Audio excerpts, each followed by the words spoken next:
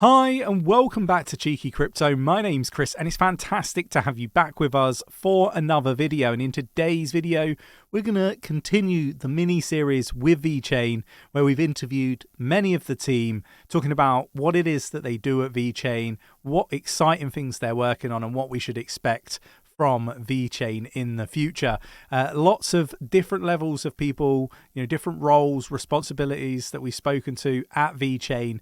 They're fantastic interviews, and if you've missed the previous interviews, definitely head down to the Cheeky Crypto channel and check those out, because there's so much alpha content in these interviews. But without further ado, let's get down to the interview. But before we do, mash up that like button, subscribe if you haven't subscribed already, tap in that bell, selecting all the notifications so you never miss a video. Right, let's get into it. So first of all, I think it's probably best to introduce yourself to the audience. Who are you, and what's your role at Vechain? Hi, good morning guys. My name is 𝗕𝗘𝗪𝗔𝗥𝗘. I'm blockchain developer for Vechain. I am mainly the nerdy guys. Awesome. And how did you end up working at Vechain? Like, how did you get into blockchain initially, and how did that path lead to working at Vechain? Okay, my career path starts from data science, then I will specialize on consensus protocol and distributed system. I start to like finance, and then I will start with this blockchain field. I work for my previous company, a corporate entity data, and after I will learn the way by Vechain. I see a lot of opportunity in this blockchain because it's not only a speculative way of see tokens, but you see really blockchain, not only tokens or speculative use cases, in my opinion. And this is our house of message. What are some of the things that you're working on at Vechain? Okay, I'm working on 𝗕𝗘𝗪𝗔𝗥𝗘, our new SDK to interact with the blockchain, but previously I worked on 𝗕𝗪𝗠𝗔𝗡, a project that basically take to the creators the possibility to mint NFT, deploy NFT, create NFT, and in general handle NFT without have a wallet or some private key. Basically, creators are free to be creator and not nerdy user. Yeah, and is that with no code? No code? Yeah, for sure. Okay, that's really cool. What other things are you working on that you think would be good to share with? I work on the SDK that for me is the future, because it will increase a lot adoption of our blockchain, because our outcome is to simplify the life of programmer, because yes, we are a blockchain guys. For me, and in my opinion, the programmers and the nerdy users as me are the best part that will adopt these technologies, because okay, we have a company. A company came to us and say, okay, I want this service, but a company needs developers. Developers need to know and need the best way to interact with our blockchain, otherwise we are lost. For this reason, the SDK and the technical tools, in my opinion, but because I'm a technical, but not only, this is the really way, the technical tools are the most important, because the interaction with our blockchain is critical. Why did you choose Vechain? When there's so many blockchains, what was it about Vechain that stood out to you and made you want to work for Vechain? As I said, the great things of Vechain is that, okay, we are not a speculative blockchain. I'm not saying that other blockchains are speculative, it's not that. But sometimes people associate blockchain with tokens. And a lot of time you see people that speculate over this token. Now the mission of Vechain is to create the blockchain, not only the token. The token is very important, but the blockchain can really handle a lot of use cases. Now we talk about Web3, for example, but do we are really in the Web3? Trust me, we have a lot of use cases in this world that we don't exploit. We exploit now, we started from not stupid, because I don't say stupid, but some few use cases, but we can handle a lot. And the purpose of Vechain is very interesting, because we offer a blockchain for industries, and then we, with our technical teams, our technical tools, and all stack, We offer a service that can handle the sustainability, the company works, and this use case seems to be less far. This is my opinion, because I'm starting from consensus protocol. I'm not a finance guy, I want to study it, and I obsessed you yesterday night about this part. But think about it, guys. From a distributed system point of view, blockchain is a revolution. And if we can take this revolution, we can do a lot of stuff. Yeah, lots of like positive stuff, and I like the positive stuff. Yeah, I think just around sustainability, there's so many different use cases. Yes. Yeah. But mainly, guys, we can talk about sustainability. There are a lot of use cases coherent to sustainability, but we have an advantage that we have sustainability free because our blockchain is sustainable. I don't know. This is a strong debate, and I don't want to come in because I don't know. You know that for mining you use a lot of resources. That's true, but it is to guarantee the validity of blocks. We know better than me because we are big experts on this field, and I guess users that will follow this this video. The problem is that okay, it's really we guarantee the decentralization, whatever they want, but at what cost? Environmental cost. With Vechain, we have this, but with few environmental impact, because we know the nodes, we validate the transaction very easily, and we have a thing that for me is the power of blockchain, the steroid of blockchain, the fee delegation. That we have a lot of other functionalities, but lowest fee, a very, very lowest fee, and fee delegation. For example, I can take some other few time. Yeah. Okay. We have Vorge. I don't know if somebody of you used Vorge before, but with Vorge we start from a free plan. I encourage you and users to adopt Vorge, but with the free plan we pay the fee. They are so low, the fee. This is a great opportunity because imagine, I don't know, an IoT application, an insurance application, healthcare application. They don't need to know, okay, I need to pay the fee, I have a wallet. No. This is free, this came from free. No fee, lowest fee, this is a fantastic idea. And we can talk about some decentralization, a lot of concepts, but I don't know the audience is too nerdy or not. Ask you the question and I will respond, otherwise I talk a lot. Yeah, no, it's good. It's very, very good. What is a day of Vechain like for you, work-wise? What does a typical day look like? I don't know if there is a typical day, because in Vechain we have a lot of challenges. Every day is a challenge, because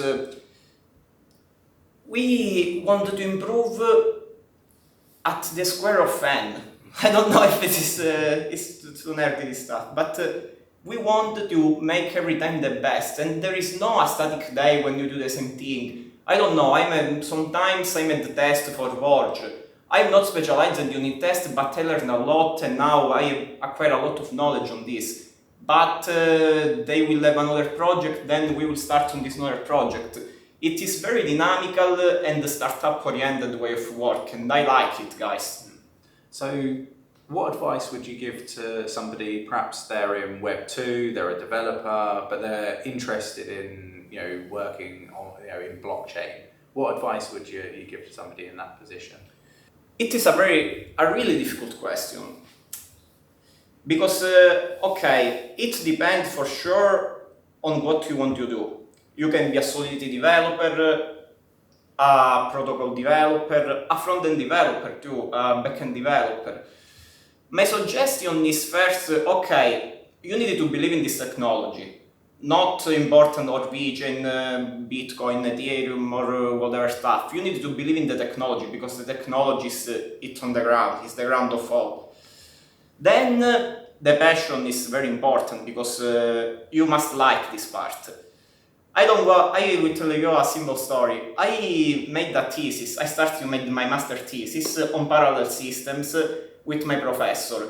Then I started the exam of blockchain. I really like this subject. I go to my oldest professor and say, teacher, we need to remove our thesis because I want to do blockchain. And then I do blockchain because it is I don't know if this is correct, but love at first sight. This is a very interesting subject. If you like it, you need to go through it because it's very interesting. And from more nerdy stuff, learn Solidity, because for me, Solidity will be the feature. The 𝗕𝗫𝗀𝗪𝗀compatible blockchain for me are the feature. Then learn a lot about the parallel system, because you need a background on it. And in general, a background on computer science is the basic. Awesome. And is there anything that we haven't discussed already that you'd like to share about what you do at Vechain with our audience? I can say it or not, but a lot of people, this is my impression, believe that Vechain is not decentralized. Because yes, we have 101 nodes. All people know how Vechain works.